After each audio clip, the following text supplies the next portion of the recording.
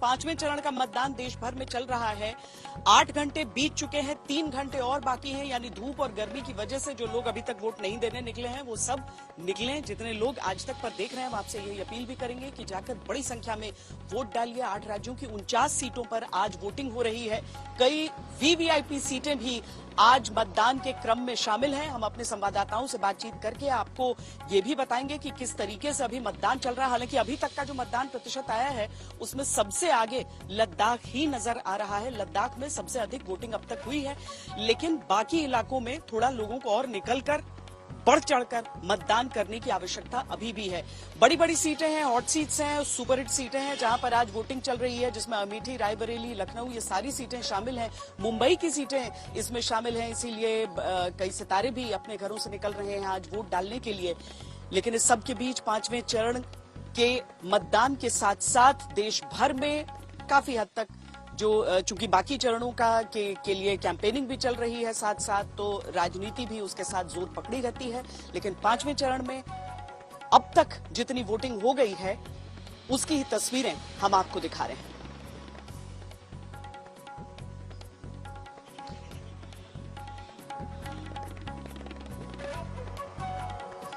हमारे साथ हमारे दो संवाददाता इस समय जुड़ रहे हैं। अमेठी से समर्थ श्रीवास्तव और मुंबई से मुस्तफा शेख हमारे साथ जुड़ रहे हैं। अमेठी का हाल पहले बताइए समर्थ, क्योंकि यहां पर सबसे ज्यादा हलचल स्मृति ईरानी के नामांकन के बाद से यही रही कि राहुल गांधी वहां पर आते हैं कि नहीं आए, लेकिन लोगों का उत्साह बना हुआ है वहां पर इस सीट को लेकर।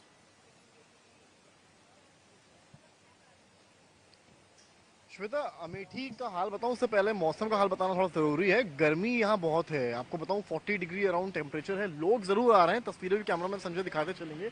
महिलाएं आ रही हैं, जो यूथ है वो भी आ रहा है, बुजुर्ग भी आ रहे हैं, लेकिन आ रहे हैं जा रहे हैं, यानी कि एक लंबी लाइन जो कतार यूजुअली चुनावों में देखी जाती है वो अभी तो नहीं है। सुबह जब हम लोग रिपोर्ट कर रहे थे बूथ से तो उस टाइम पर पोलिंग सेंटर्स पर लाइन थी, और जैसे जैसे धूप बढ़ी है वो लाइन तो उतनी नहीं दिख रही है, और जो प्रतिशत है वो भी बहुत खास अमेठी का नहीं है फिलहाल।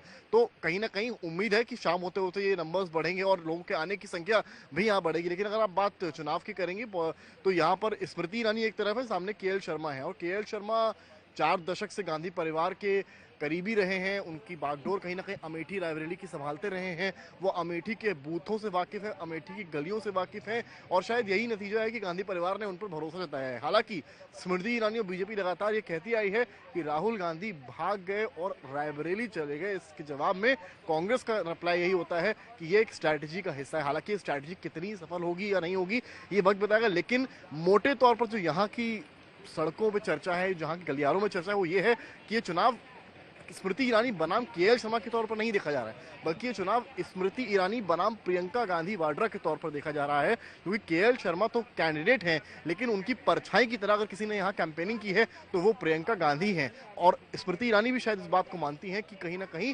मुकाबला भले राहुल गांधी ने वो सीट छोड़ दी हो, लेकिन ऐसा नहीं कि कांग्रेस पार्टी की प्राथमिकता से सीट हट गई। उसमें पूरी कोशिश ये की जा रही है कि स्मृति ईरानी को किसी तरीके से वहां पर रोका जाए। क्या ये संभव हो पाएगा ये आगे नतीजों में पता चलेगा, लेकिन बीजेपी ने भी पूरी कोशिश की है और कांग्रेस पार्टी ने भी। अमेठी साख का सवाल है। लेकिन मुंबई में ये क्या हो रहा है मुस्तफा?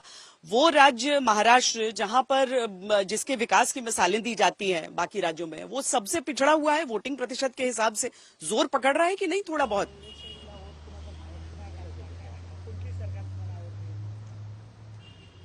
अभी तक के जो आंकड़े सामने आ रहे हैं श्वेता, 25 से 30% की वोटिंग जो है वो यहाँ पर होती हुई मुंबई की सीट्स पर दिख रही है। और जो अभी डेटा सामने आया है, समझिए 2 बजे तक का डेटा इस वक्त सामने आया हुआ, वोटिंग परसेंटेज ठीक ठाक है। लेकिन आप कह सकते हैं कि एक नई तकलीफ जो निकलकर मुंबई में सामने आ रही है उसमें ये देखा जा रहा है कई जगहों पर कि जिस पोलिंग स्टेशन पर थोड़ी गर्दी है, थोड़ी भीड़ है, उसमें काफी ज्यादा समय जो है वो लोगों को लग रहा है। और ये एक तरह का चिंता का विषय पॉलिटिकल पार्टीज के लिए है, जिन्होंने कलेक्टर और बाकी प्रशासन को ये कहा है कि वोट की जो गति है वो बढ़ानी चाहिए। कुछ मुंबई कर हमारे साथ जुड़ रहे हैं, उनसे एक छोटा सा रिएक्शन ले लेंगे। साउथ मुंबई की सीट में इस वक्त हम खड़े हैं।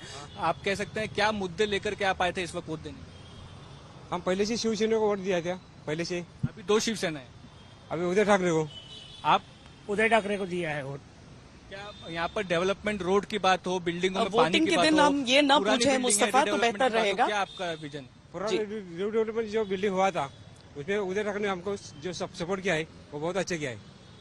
बिल्कुल, आप कह सकते हैं कि कहीं ना कहीं एक सेंटिमेंटल फैक्टर है। और दूसरा, साउथ मुंबई में जो ओल्ड बिल्डिंग्स है, इमारतें हैं, उनका रिडेवलपमेंट का एक बड़ा इशू है। उम्मीद ये भी है मुंबई करों से कि जल्द से जल्द बाहर आके वोट करेंगे। वोटिंग परसेंटेज मुंबई का जो है इस पर राजनीति में भावनाएं जरूरी हैं, लेकिन उन भावनाओं के साथ लोगों को निकलना तो चाहिए कम से कम वोट डालने के लिए। हर जगह उन आंकड़ों का प्रयोग किया जाता है ये समझने के लिए कि वोटर कितनी जागरूकता के साथ निकला है। तो सभी वोटरों को, और आज के दौर में जहां पर 100% मतदान टारगेट करने की बात होती है, वहां पर उम्मीद हम यही करते हैं कि लोग निकलेंगे और वोट डालकर आएंगे, सबसे पहले अपना लोकतांत्रिक कर्तव्य निभाएंगे। लेकिन अयोध्या नगरी हम चलते हैं, जहां पर इस समय अशोक सिंघल हमारे साथ हैं। अशोक जी, देश की बाकी सीटों पर प्रभाव डालने वाली ये सीट मानी जाती है, लेकिन इसकी अपनी एक अलग राजनीति भी है।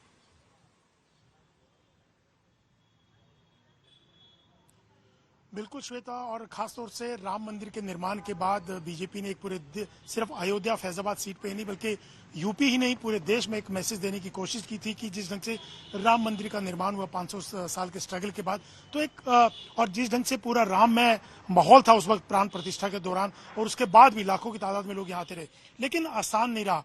यहाँ पर अगर देखें तो 7 बार कांग्रेस ने कब्जा किया इस पूरी सीट पे 1957 से लेकर के, लेकिन जब राम मंदिर पीक पे था, राम मंदिर आंदोलन चल रहा था उस वक्त 1991 से लेकर के 3 बार लगातार विनय कटियार जो राम मंदिर आंदोलन के एक चेहरे थे, आंदोलन के बड़े चेहरे थे उस वक्त, वो सांसद रहे। उसके बाद लल्लू सिंह 2014 के बाद से, जब से नरेंद्र मोदी की लहर रही 2014 और 19 में लल्लू सिंह यहाँ पर सांसद रहे। लेकिन दूसरी तरफ इस बार समाजवादी पार्टी ने अवधेश प्रसाद सिंह जो कि 9 बार के विधायक हैं और 5 बार के मंत्री रहे हैं, उनको उनके सामने उतारा है। और खास बात यह कि 5 विधानसभा सीटों में से 3 बीजेपी के पास हैं, 2 कांग्रेस के पास हैं। तो बीजेपी का गढ़ तो नहीं कहेंगे रहे, लेकिन राम मंदिर निर्माण के बाद, मंदिर बनने के बाद एक बीजेपी को उम्मीद है कि सिर्फ फैजाबाद लोकसभा सीट ही नहीं बल्कि पूरी यूपी में इसका एक मैसेज जाएगा। हालांकि बीजेपी बार बार ये कहती रही कि हमारे लिए कोई राजनीतिक मुद्दा नहीं है, ये आस्था का मुद्दा है, लेकिन तमाम रैलीज प्रोग्राम्स में बीजेपी के नेता राम मंदिर का जिक्र जरूर करते हैं। और मेरठ में रामायण सीरियल के अरुण गोविल को मैदान में उतार करके पश्चिम यूपी में एक मैसेज देने की कोशिश की।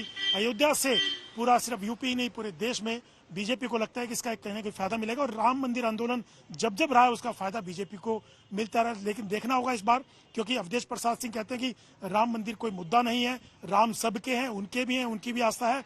लेकिन इसके अलावा श्वेता, कास्ट इक्वेशन के ऊपर भी तमाम पार्टियां निर्भर करती हैं। समाजवादी पार्टी को भी लगता है कि मुस्लिम, दलित और जो यादव है उसका कॉम्बिनेशन उनको जितवाएगा। राम मंदिर अपनी जगह एक मुद्दा बीजेपी को लगता है, लेकिन देखना होगा कि कितना इम्पैक्ट सही बात है राम मंदिर मुद्दे का। जो बात कह रहे हैं कि वहाँ जो स्थानीय लोग हैं उन्हें तो ये सीधा देखना होगा कि मंदिर निर्माण के बाद से उनकी आजीविका पर, उनके जीवन पर किस तरह का प्रभाव पड़ा है।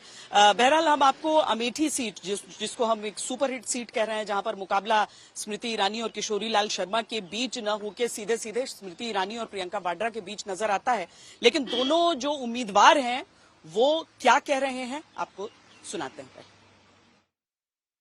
हिंदुस्तानियों से निवेदन करती हूं कि आप शीघ्रातिशीघ्र अपने मतदान केंद्र पर जाकर इस उत्सव में सहभागी बने। भारत और भारत के भविष्य के प्रति ये हमारी जिम्मेदारी है, इसका निर्वहन करें। मैं पुनः कहती हूं, ये मेरा सौभाग्य है कि आज गौरीगंज में विकसित भारत के संकल्प के साथ गरीब कल्याण एवं महिला शक्ति को समर्पित एक नेता को, एक राष्ट्र सेवक को मैंने अपना मत दिया।